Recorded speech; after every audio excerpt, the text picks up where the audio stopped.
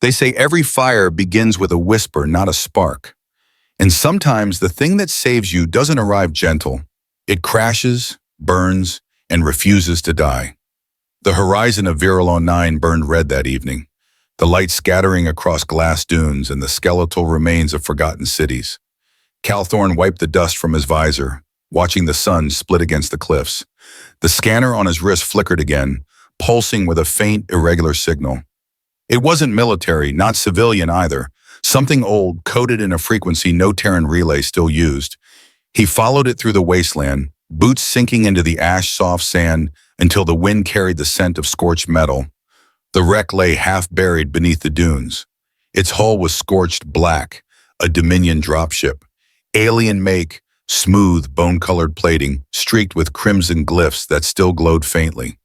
The cockpit had shattered on impact, glass fused into molten drips.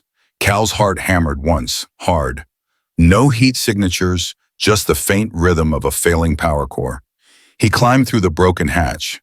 Inside, silence hung thick as oil. Wires dangled like veins, sparks flashing between them.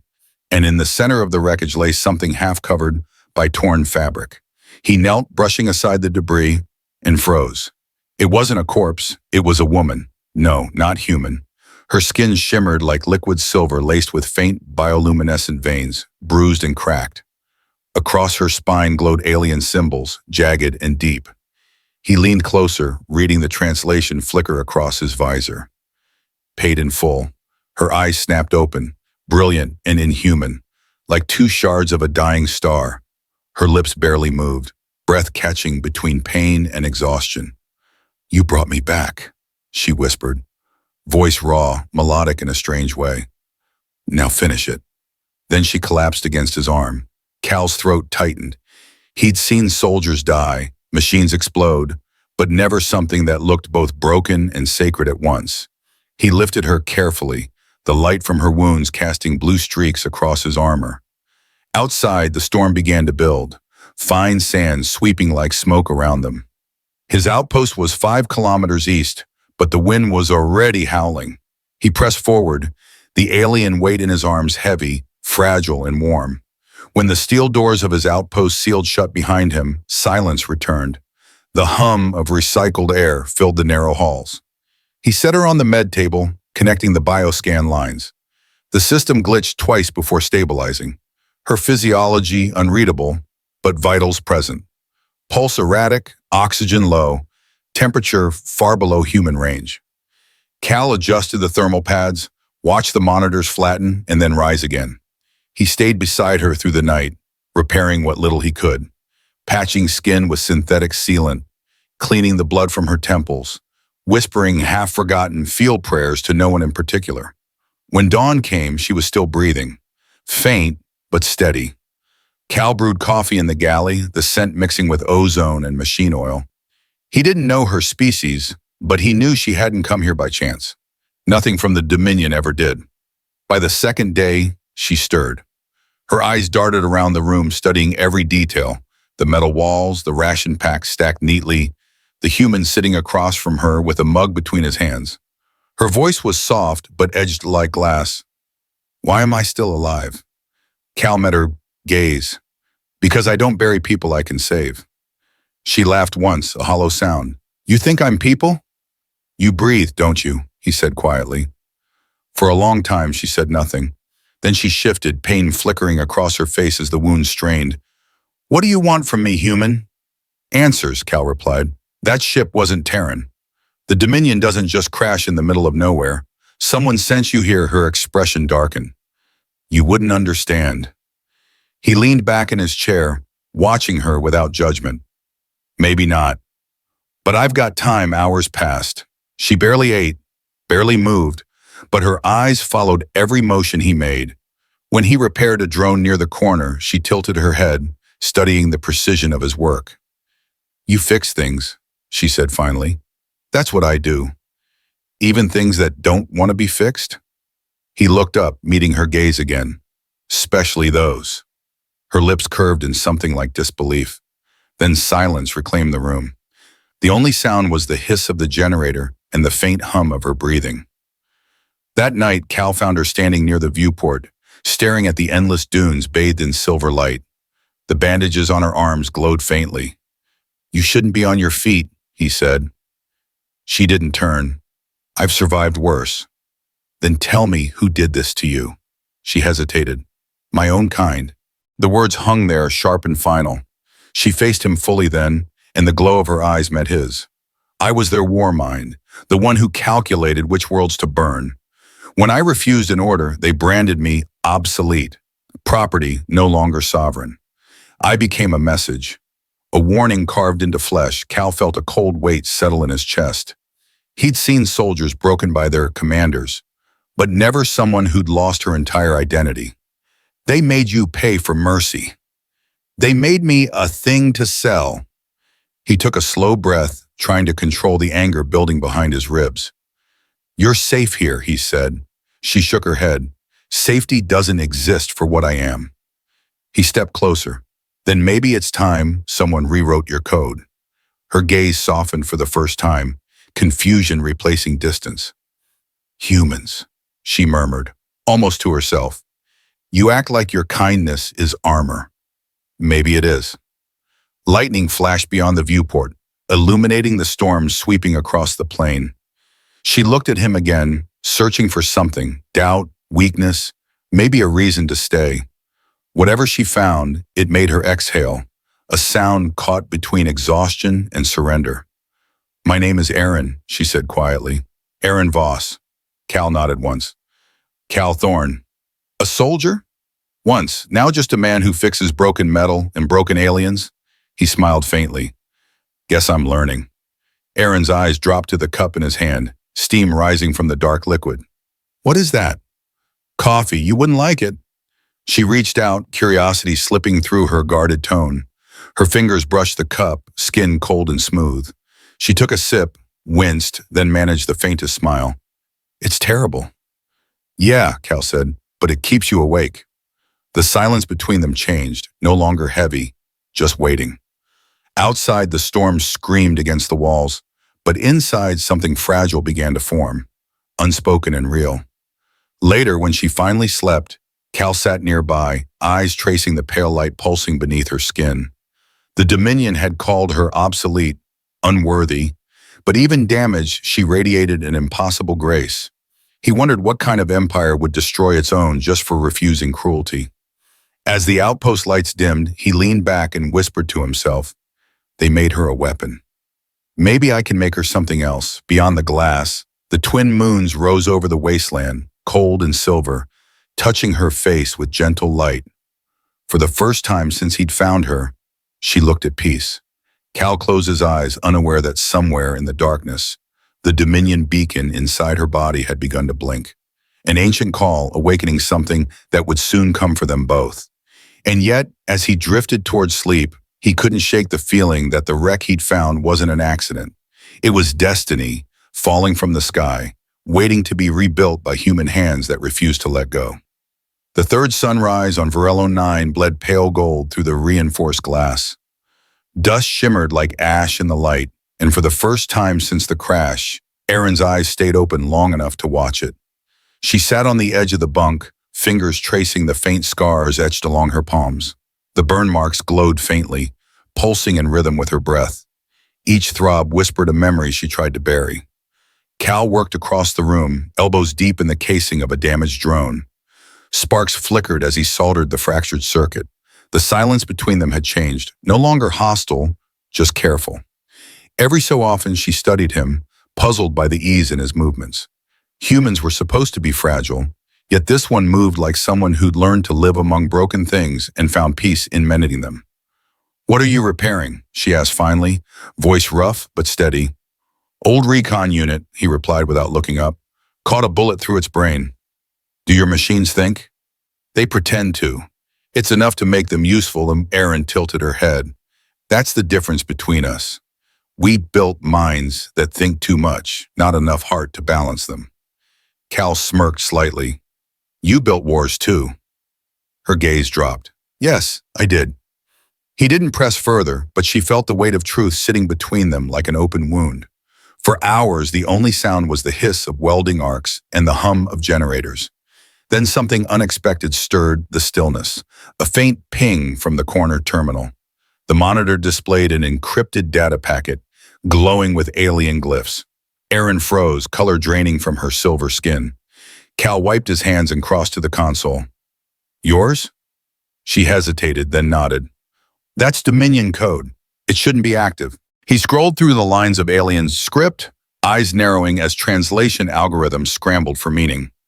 A cascade of coordinates appeared, followed by a sequence of names, human names, colonies, outposts.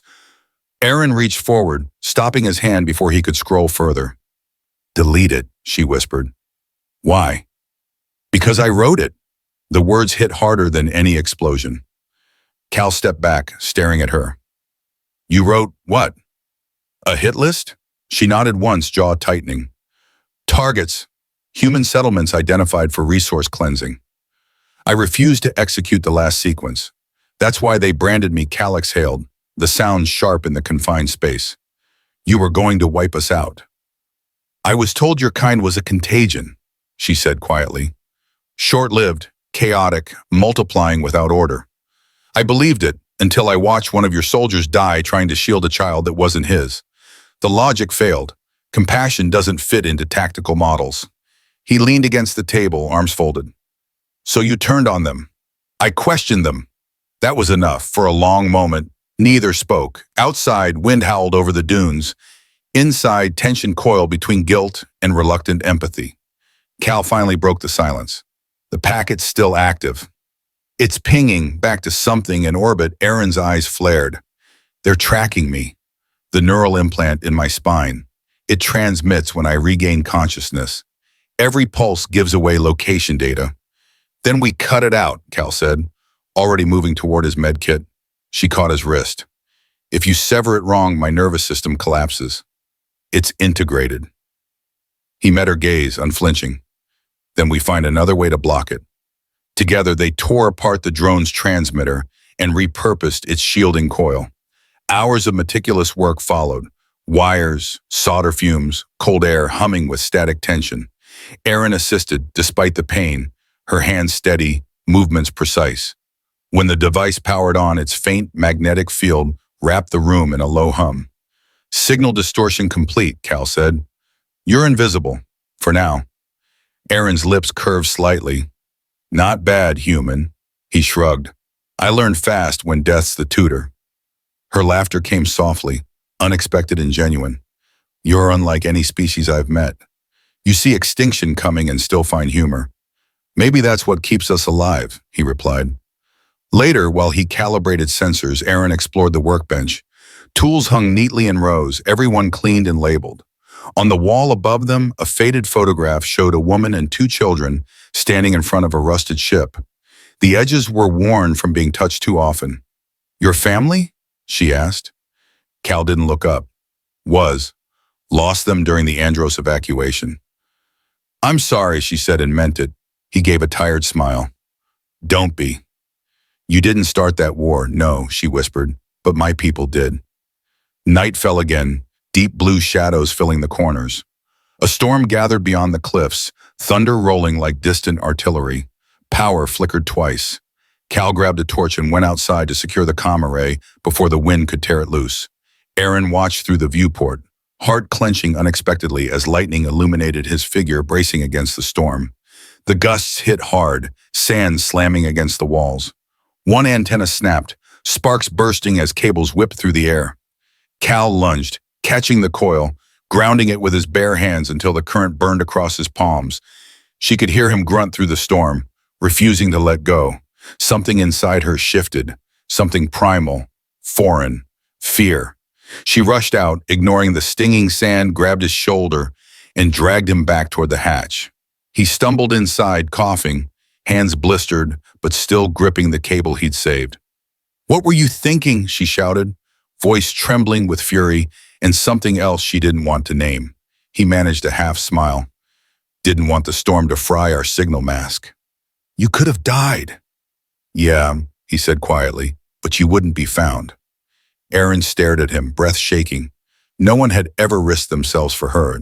Not as a soldier, not as an exile, not even as a living being. Humans burn too fast, she whispered, almost to herself. He met her gaze, eyes steady. That's what makes us shine. The storm outside roared like a living thing, but in that fragile pocket of silence between heartbeats, something fragile connected them, an understanding without language. She reached out slowly, fingers brushing the back of his burned hand. Warm, alive, reckless. He didn't pull away. For the rest of the night, she sat beside his cot, tending to the wounds with careful precision. He drifted in and out of sleep while she wrapped the gauze, her touch light as moonlight. In the dim glow, she studied the rough lines of his face, the scars near his jaw, the quiet endurance that lived behind his closed eyes. You fix broken things, she murmured softly, more to herself than to him, even when you are one. When dawn crept over the dunes, she was still awake. The storm had passed, leaving silence so deep she could hear the hum of the station's oxygen pumps. Cal stirred, blinking blearily. You stay up all night?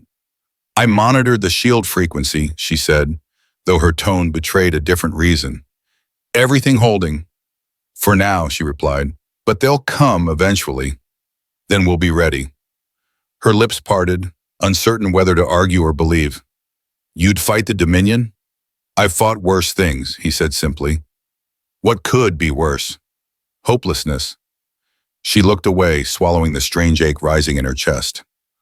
Hope was an alien concept to her, something she'd dissected long ago and buried beneath logic. Yet here it was again, stubborn and human, refusing to die. When she met his gaze again, there was no hostility, only quiet resolve. Then we fight together, she said. Cal nodded. Together sounds good. Outside, the wind carried the last traces of the storm away, and the desert shimmered beneath the twin suns. Inside the outpost, two unlikely survivors began to prepare, not just for war, but for something far more dangerous. Trust. Neither spoke of what had changed between them, but the silence carried a new rhythm, pulsing with something alive. The ghost signal was gone, the implant still ticking quietly under Aaron's skin, and far beyond the horizon, Dominion ships shifted course toward Virilone 9, drawn by a heartbeat that refused to fade. The horizon trembled before dawn, a dull vibration that crawled through the sand and into the bones of the outpost. Cal woke instantly, instincts honed from years of war. He reached for the scanner beside his cot, eyes narrowing at the pulsing crimson wave creeping across the screen. 3 Dominion interceptors, fast, armed, and closing in from orbit. Aaron was already awake, standing by the viewport, her silver skin catching faint light from the twin moons. Her expression was unreadable, but the edges of her voice shook. They found me. Cal threw on his vest and crossed the room. How far? 30 kilometers, she replied. By sunrise, they'll be here. He started gathering tools, loading charge cells into the plasma rifle. Then we make them regret coming. She turned sharply. You don't understand who's hunting us. Those aren't soldiers. They're purge commanders, elite executioners trained to erase evidence of rebellion. I designed their algorithms, then you know how to break them, he said, eyes steady. Aaron hesitated, torn between fear and the dangerous pull of his confidence. You're outnumbered, not outsmarted. Outside, the wind howled through the canyons, carrying the metallic scent of static. Cal moved through the outpost, checking pressure valves, rerouting energy conduits, turning every forgotten machine into a trap. He'd fought in trenches under skies on fire. The difference now was what he was fighting for. Aaron followed him, recalibrating defense drones, feeding power to the emitter grid. Your weapon systems are primitive, she said. Simple's harder to hack. She gave a reluctant nod, impressed despite herself. The two worked wordlessly, movements synchronized through necessity. She watched his hands, scarred, precise, unwavering, and wondered how something so mortal could move with that kind of certainty. When the final detonator was armed, Cal leaned against the console. If they land, we have maybe 2 minutes before they breach. You'll take the North Ridge. I'm not hiding, she said sharply. I didn't say hide, he countered. You've got the better shot. I'll cover from below.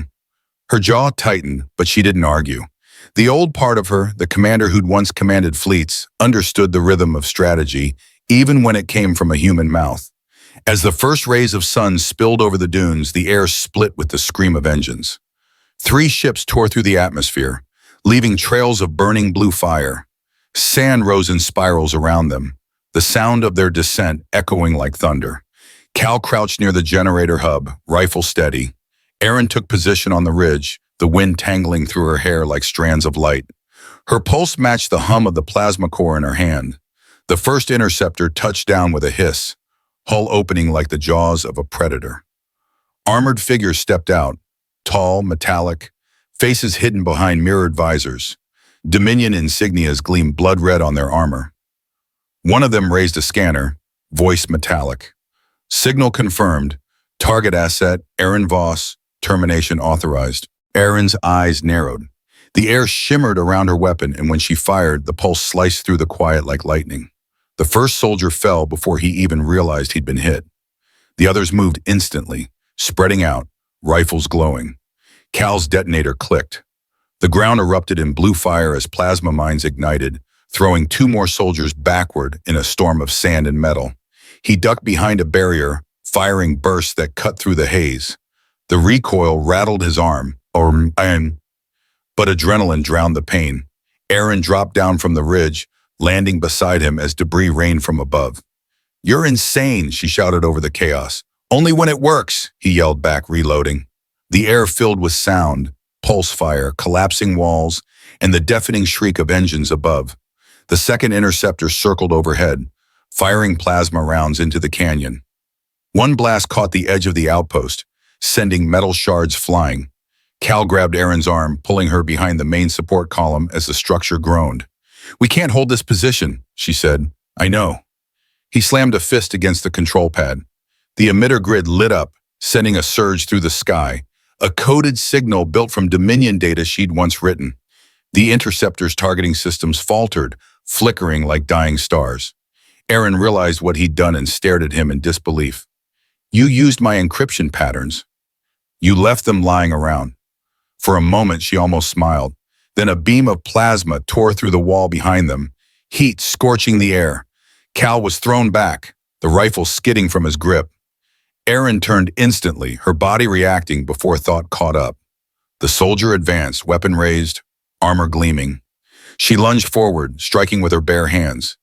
Energy rippled from her palms, bending the metal as her implants flared white. The soldier fell, armor caving inward like paper. When the light faded, Cal was on his knees, clutching his side where shrapnel had torn through his vest. Blood seeped between his fingers, dark against the pale sand. Erin knelt beside him, hands trembling. "You shouldn't have stayed." "Didn't seem right leaving you to die alone," he managed, a weak grin flickering. Her throat tightened. She pressed her palm against the wound, channeling faint pulses of energy through his skin. "This might hurt." "Already does." The healing current surged, burning like fire. Cal gasped, muscles seizing, but color returned to his face. Erin held steady until the flow dimmed, her own energy draining fast. Outside, the last interceptor descended, engines screaming. Erin's eyes darted to the sky, watching its shadow consume the light. "I can stop them," she said. "How?" "By being what they made me." He tried to rise, but she pushed him back gently. "You've done enough." Before he could argue, she stepped into the open, the wind whipping around her like a storm of silver dust. Her eyes blazed with a fierce light as she extended her arms. The implant beneath her spine flared, symbols igniting in sequence. The Dominion commander hesitated, recognizing the signature of command authority, the mark of a high strategist. "Voss," his voice echoed through the comm, "you disgrace the Dominion with your defiance." She stared at him, unblinking. "No, I disgrace the lies." Then she unleashed the pulse. A wave of blue radiance exploded from her body, rippling across the battlefield. Energy cascaded through the ships, burning circuits, silencing engines. The sky itself seemed to tremble as systems collapsed in a chain reaction. Cal watched from the ground, shielding his eyes as light engulfed the horizon. When it faded, the interceptors lay motionless, their hulls smoking, their weapons dead. The desert returned to silence. Erin staggered, breath ragged, collapsing to one knee. Cal crawled toward her, catching her before she hit the sand. Her skin flickered between silver and pale, the implant's glow fading fast. "You did it," he whispered. She looked at him weakly. "We did." He pressed a hand against her shoulder. "You're burning up." "Energy feedback," she murmured. "The pulse drew from my life field." "It's unstable. Stay with me," he said, his voice breaking. Her hand brushed his cheek, cool and trembling. "You humans, you never stop trying. Even when it kills you, guess it's a bad habit." Her lips curved faintly. "It's the one thing I envy." He held her close, heartbeat steady against the fading hum of her body. Above them, fragments of the Dominion ships fell like dying stars, streaking across the crimson sky. As the first quiet returned, Erin whispered something in her native tongue, a soft vow that shimmered in the air before fading into silence. Cal didn't understand the words, but he felt their weight. The storms over Virion 9 had quieted, but the silence that followed was heavier than thunder. Smoke from the fallen Dominion ships still drifted in the distance, turning the morning sky into ribbons of copper and blue. Cal sat on the edge of the outpost deck, half his shirt burned away, one arm bound in a sling. He stared across the wasteland, where the dunes glittered faintly with fragments of metal. Inside, the hum of the med unit pulsed with steady rhythm. Erin lay on the table, eyes closed, skin pale beneath the fading bioluminescent patterns. The energy surge had nearly erased her neural lattice. Cal had done what he could, stabilized her pulse, cooled her system, but her breathing was still uneven. He reached out, brushing a strand of silver hair from her face. "You didn't need to save me," he murmured. "But you did anyway." Her eyes fluttered open, pupils dilating in the dim light. "I didn't save you," she whispered weakly. "I saved what you are." He frowned. "And what's that supposed to mean?" "The part of your kind that refuses to surrender," she said softly. "The one thing the Dominion couldn't manufacture." Cal managed a small smile, though the ache in his ribs reminded him how close they had both come to dying. "Guess that makes us both defective." Erin tried to laugh, but it came out as a quiet exhale. "Defective," she repeated. "Maybe that's another word for free." The outpost lights flickered as the generator struggled to keep power. Cal rose, limping toward the console, adjusting voltage regulators. Static cracked through the comm systems. Erin's sensors began blinking again, an incoming transmission on open frequency. He froze, every nerve on alert. A holographic sigil shimmered above the desk, pulsing with gold light. It wasn't Dominion code, it was encrypted in a rebel cipher. Erin pushed herself upright, confusion flashing through her expression. "That's from the outer circles," she said. "Independent colonies." Cal opened the channel. The image resolved into a hooded alien with fractured armor and glowing crimson eyes. "Erin Voss," the voice said, low and strained. "Your signal spread through the outer networks. The Dominion is fractured. Command fleets are splintering. They're calling you a myth, the ghost queen who burned the purge." Erin stared speechless. "That's impossible." "Your broadcast carried data from the interceptors," the rebel continued. "Proof of corruption at the highest level. You've ignited rebellion across 6 sectors. The people want a symbol. They're waiting for your voice." The transmission ended, leaving only static and the slow hiss of the desert wind. Cal turned to her. "You just started a revolution." Erin's lips parted, disbelief shadowing her features. "I wanted them to stop hunting. Not to worship me, you showed them truth," he said. "They needed something to believe in." Her eyes met his. "Then they'll die for it. That's not belief, it's contagion." "Or maybe it's hope," he countered quietly. The argument faded before it began. Both knew the universe was already in motion, spinning beyond their control. Erin swung her legs off the table, steadying herself. "We can't stay here," she said. "If the Dominion recovers, they'll send fleets to erase everything." Cal nodded. "Where do we go?" "There's a relay network buried beneath the wastelands," she said, remembering maps etched long ago in her command days. "If we reach it, we can amplify the signal. Send the truth across every star." He looked down at her, exhaustion etched in his face. "You're barely standing." Her tone hardened. "Neither are you." He smirked. Fair point. They packed what little remained, rations, medkits, a single rifle. The desert stretched endlessly before them, glowing beneath the twin suns. Each step crunched over shards of scorched alloy.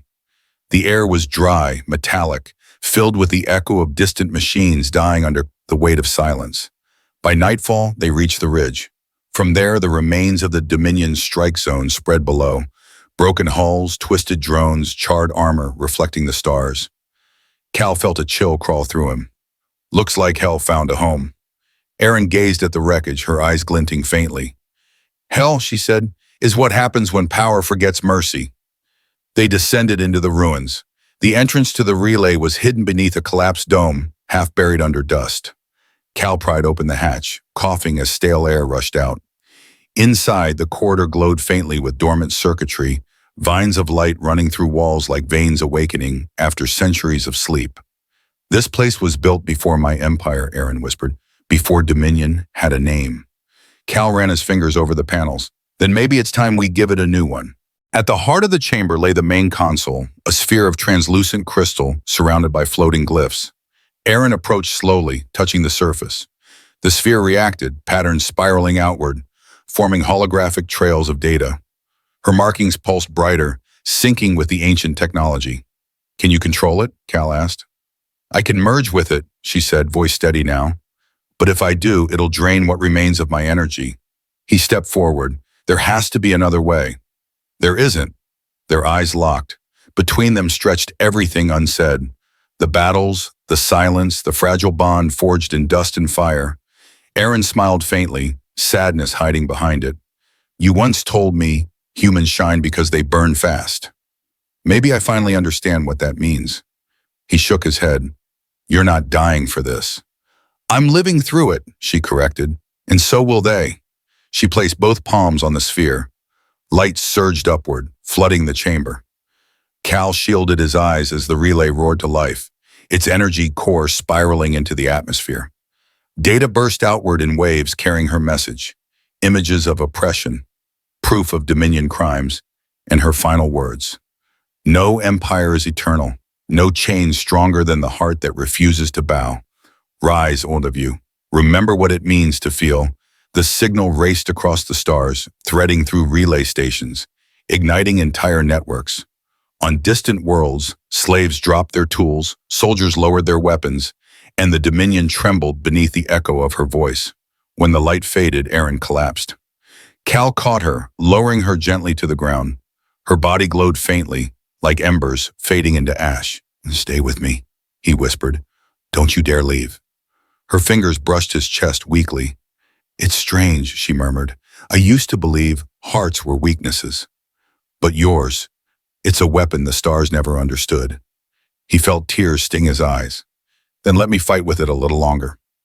Her breathing steadied, faint but present. The relay's afterglow illuminated them, casting soft light through the dust. Outside, the first drops of rain in decades began to fall, thin, metallic, and pure. Hours passed before she stirred again. When her eyes opened, the silver in them had deepened, shimmering with quiet warmth. You stayed, she said softly. I wasn't going anywhere. She smiled, faint but real. You brought fire to the stars, human, and I was meant to burn. He met her gaze, voice low. Then let's burn together. They stood beneath the rising dawn, two silhouettes framed by endless desert in the glow of reborn technology. Around them, the world that had been barren for centuries began to breathe again. Clouds gathering, wind carrying the scent of life. The rebellion she had sparked would sweep across systems, rewriting history in the name of unity. But for now, neither cared about the future or the myths already forming beyond the horizon. Cal took her hand, feeling the pulse beneath her skin, no longer mechanical but alive. She leaned against him, tired yet unbroken. Together they watched the light spill across the dunes, washing away the darkness that had ruled too long. In that quiet dawn, she whispered one final truth. Maybe that's what being human really means. Not where you're born, but what you choose to stand for. He nodded, tightening his hold around her. Then welcome to humanity, Erin Voss. The suns climbed higher, their twin rays merging into one blinding path stretching toward the stars. And as they walked into it, side by side, the universe itself seemed to hold its breath, because on that forgotten world, an alien queen and a broken man had proven the oldest truth of all. Even in the coldest dark, humanity's light endures.